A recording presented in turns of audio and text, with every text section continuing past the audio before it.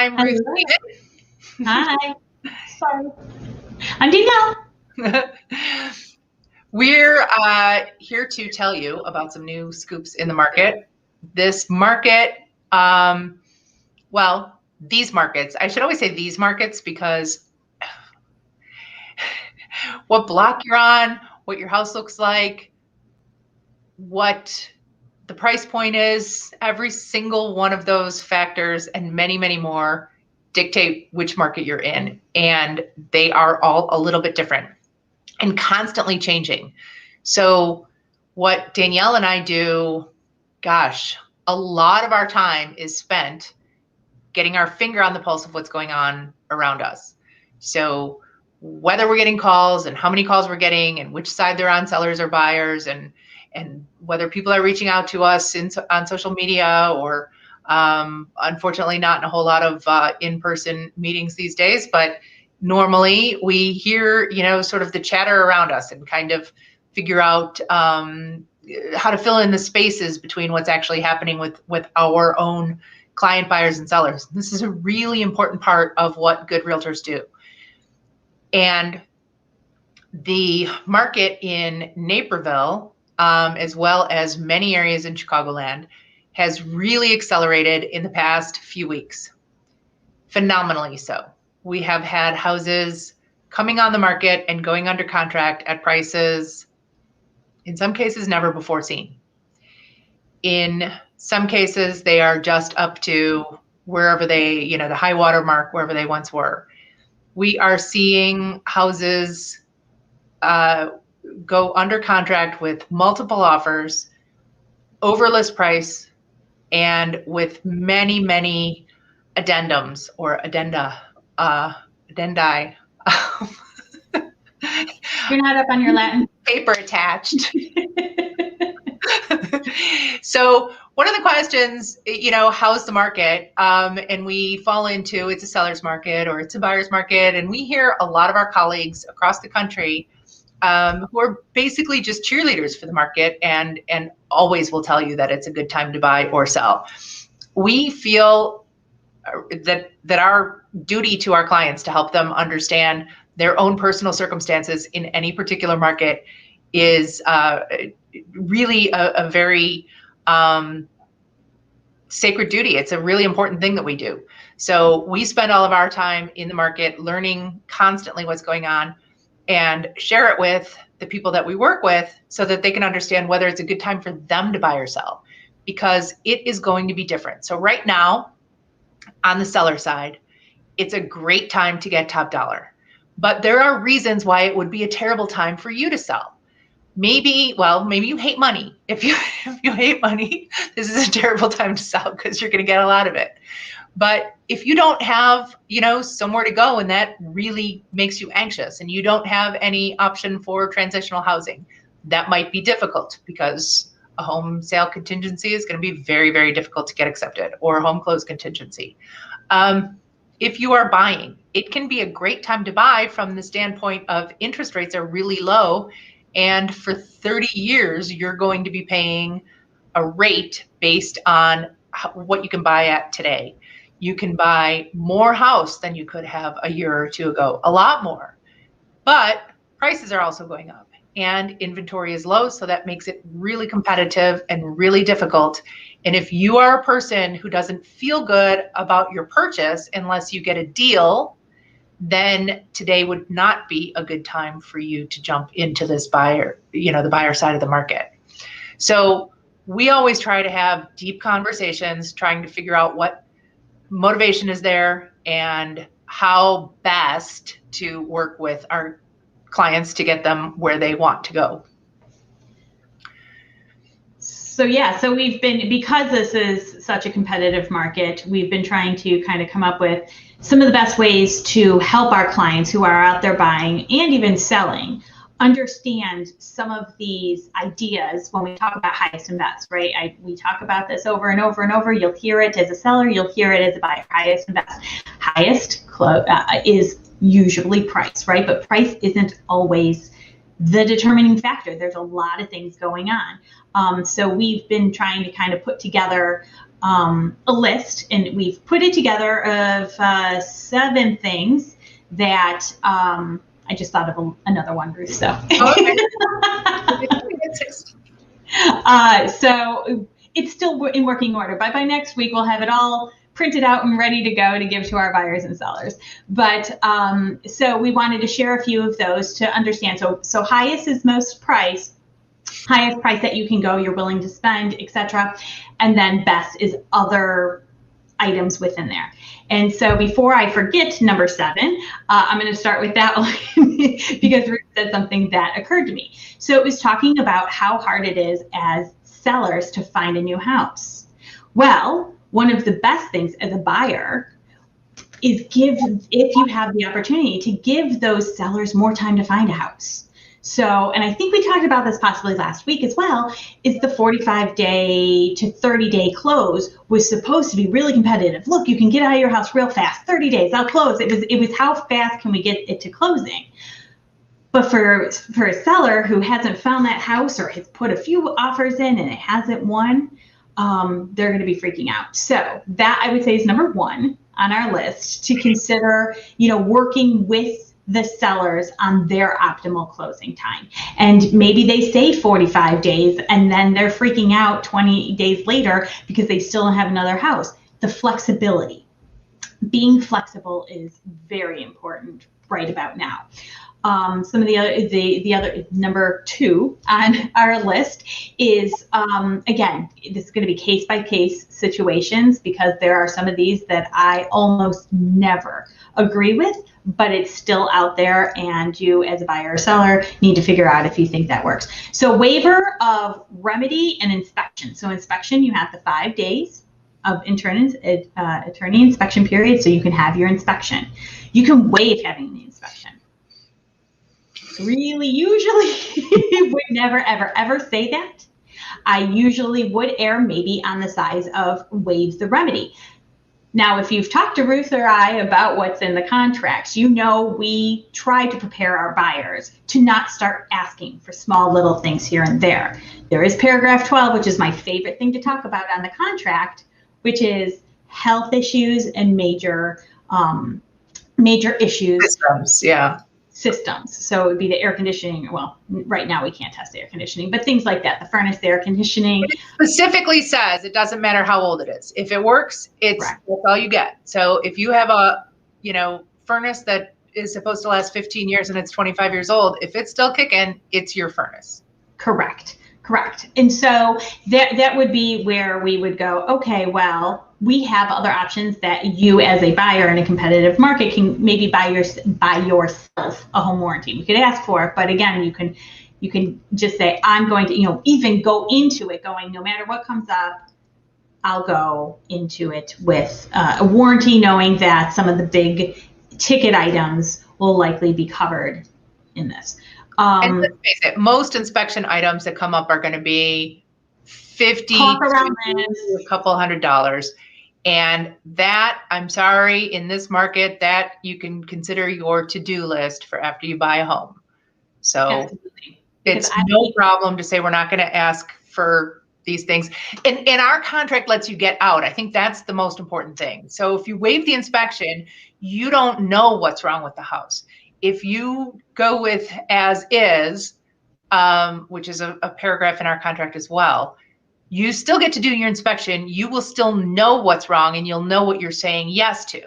So that's a big difference that we like to make. We really don't usually recommend, I don't think we've ever recommended that somebody waive inspection. And when we say waive remedy, that does not mean you can't get out of the contract. If the furnace is not kicking on and you find that there's a mold-like substance in the attic and there's questionable electrical and about 600 other things, and you're going, I'm not about to buy the money pit, absolutely.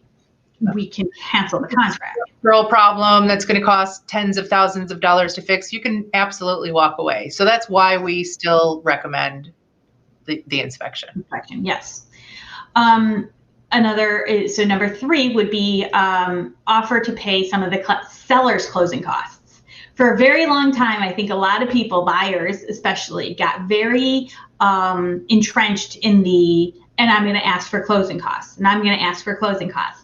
And that came about when we had numerous years as a buyer's market, when there were foreclosures and there were short sales and there was new construction that was just sitting there, and there were people who were underwater and desperate to get out. And for years and years and years, it took for a decent recovery to be consistent. And so closing costs were just something that buyers started asking for. We're beyond that for the most part. We've also talked about how in a market where prices are probably a little bit above, where asking prices are a little bit above selling prices, in those cases, buyers are actually technically paying their own closing costs. They're just building them into the price of the mortgage. So it looks like the seller is giving the money back, but their financing is at that top level. So when we say sellers are paying the costs, truly it's not the seller getting out their checkbook and writing it for you. Of course. But you are not going to get away with that in this market. If you don't go in at list price and then ask for money back, you're not going to get it. It's not going to happen. Correct. So you can go over, then sometimes appraisals get sticky. If you really need the cash, but even then, right now, that's going to be a tough thing to get. Now, the reason why offer to pay something for the seller is, again, once you get over list price and go higher and higher, sometimes you run into appraisal issues. So offering to pay costs or not asking for additional items puts more money in the seller's pocket. Mm-hmm.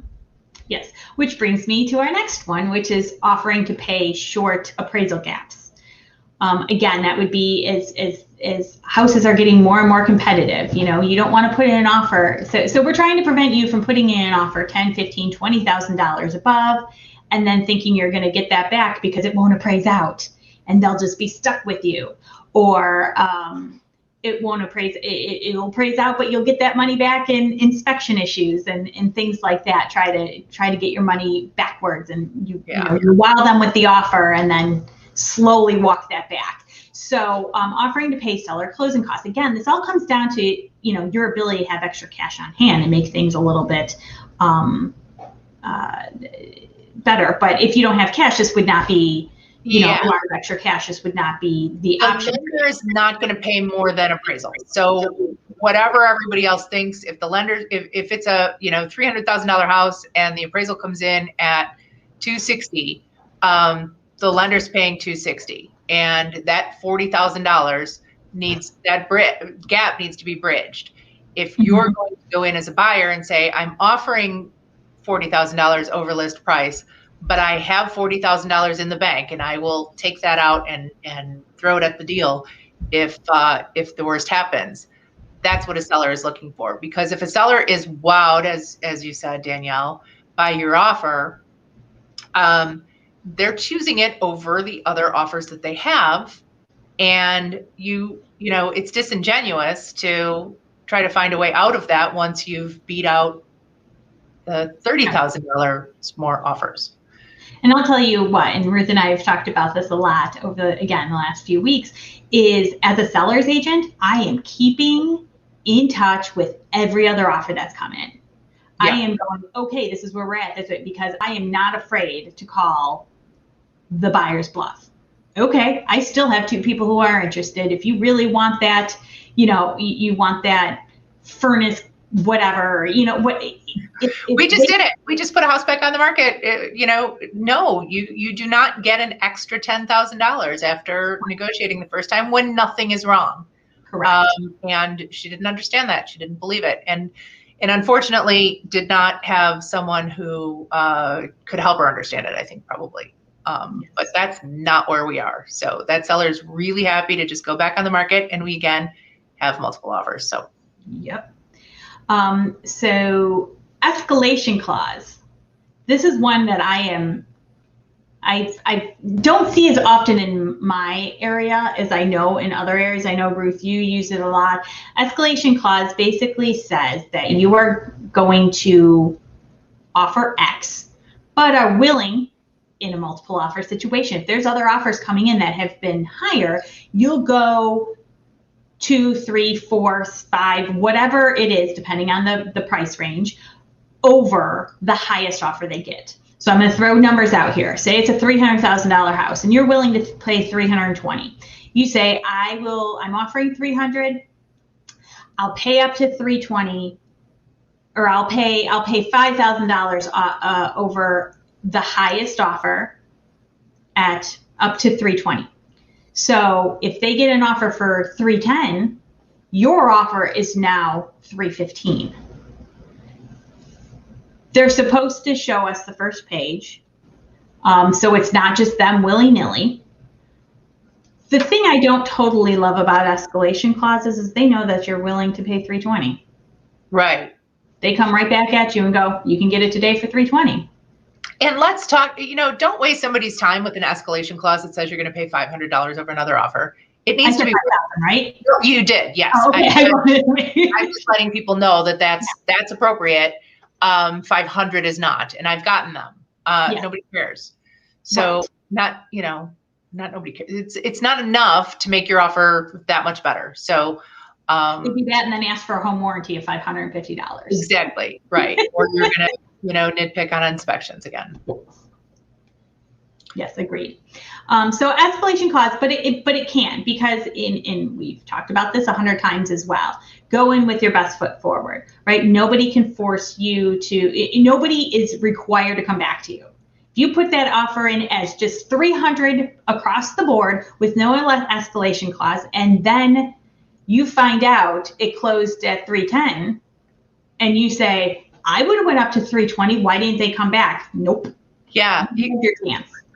We have, I get that a lot, because when I talk to sellers, I say, here are the offers. Your choice is, we can call everybody back for highest and best, or you can counter your favorite offer.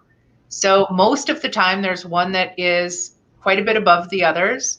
And that's typically the one we might counter on price. We might counter on one of the other terms, and we're going to try to make that offer work.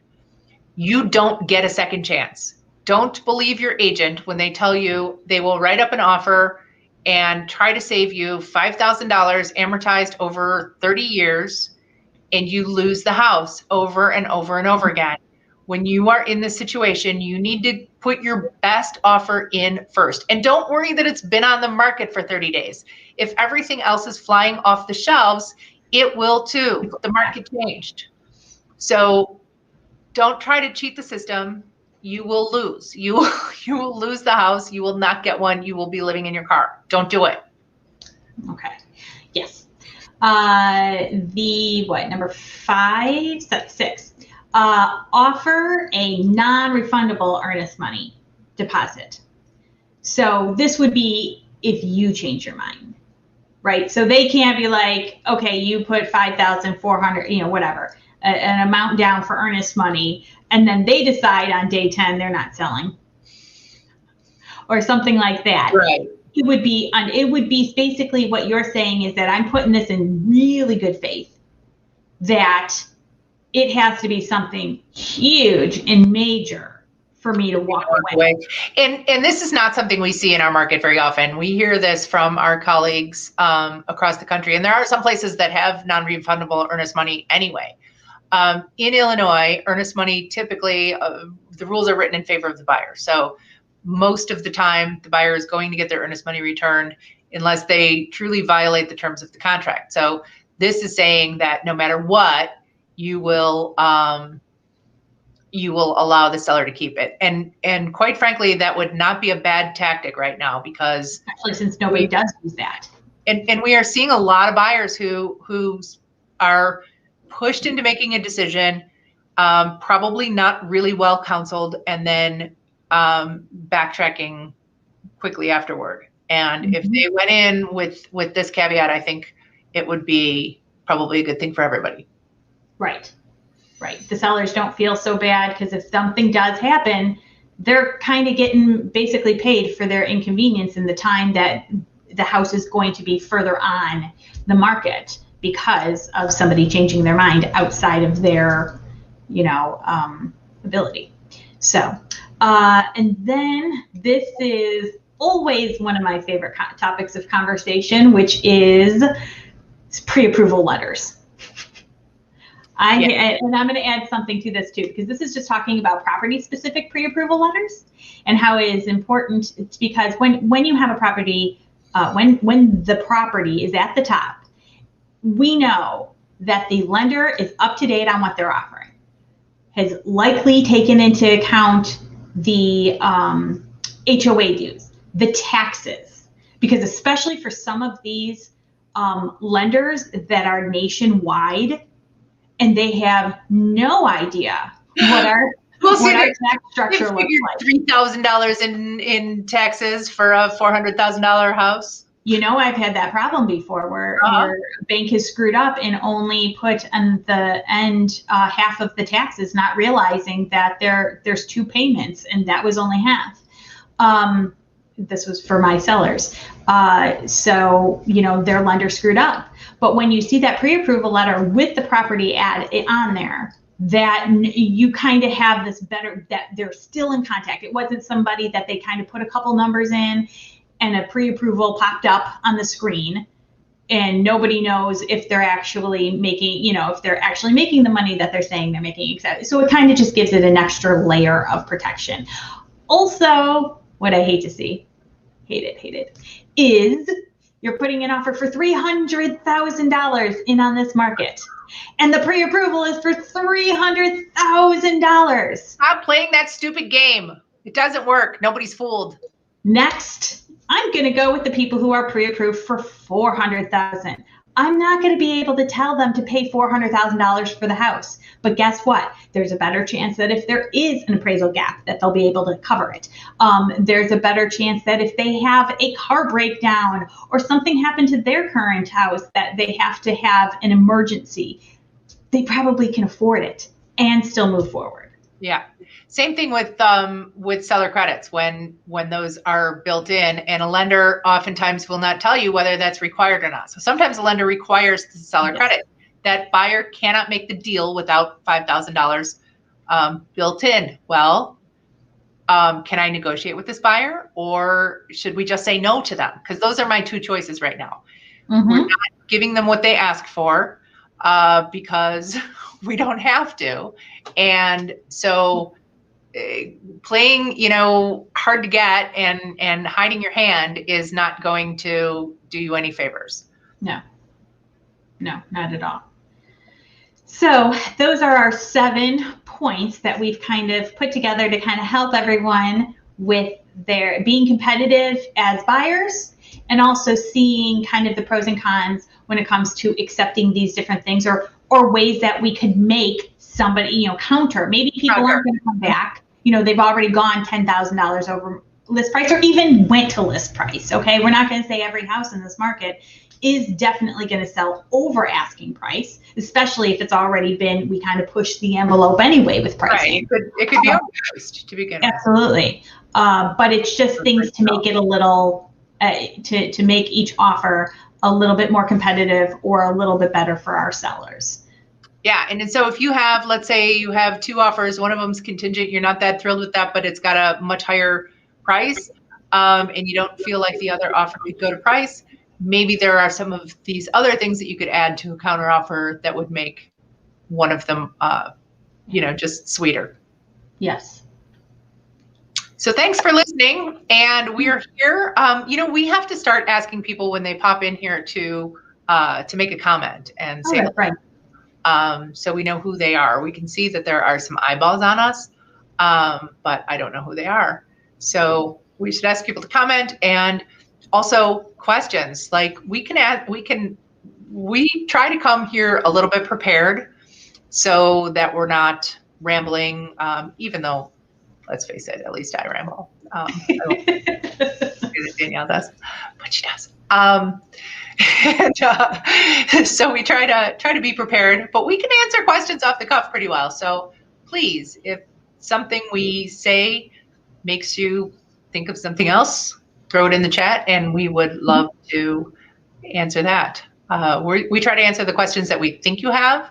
We try to answer the questions that we hear or sometimes questions that we think people ought to ask and maybe don't even know that they should. Mm-hmm. But chances are there's probably something that you're thinking of that we haven't answered yet. So put it in the chat. Yes. So until next week. See ya. Bye-bye.